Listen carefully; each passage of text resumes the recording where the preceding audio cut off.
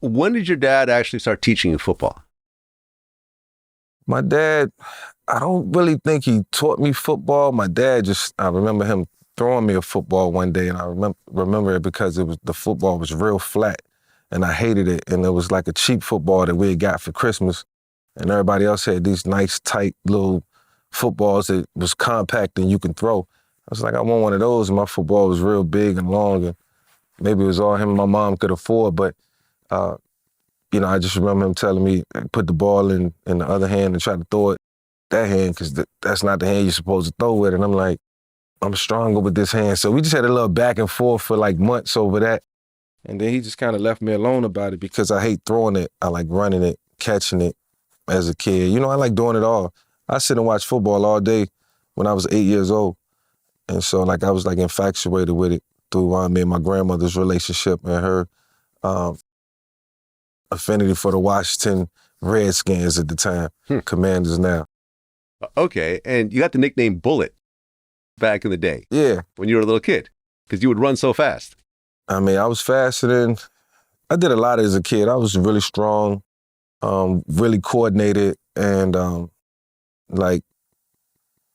my legs was a lot stronger than everybody else. My agility was on a different level. And you got to think, we running around without cleats on. We running around in the neighborhood shaking and dodging and jumping and cutting with just regular tennis shoes on. So by the time I got to Little League football and was able to put cleats on and had that grip, I was just totally different than anybody around me.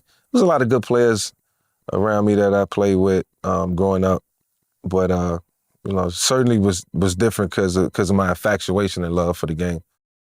Well, speaking of good players, Allen Iverson grew up in the same neighborhood, and your moms actually knew each other, even though he was like 5 years older. Yeah.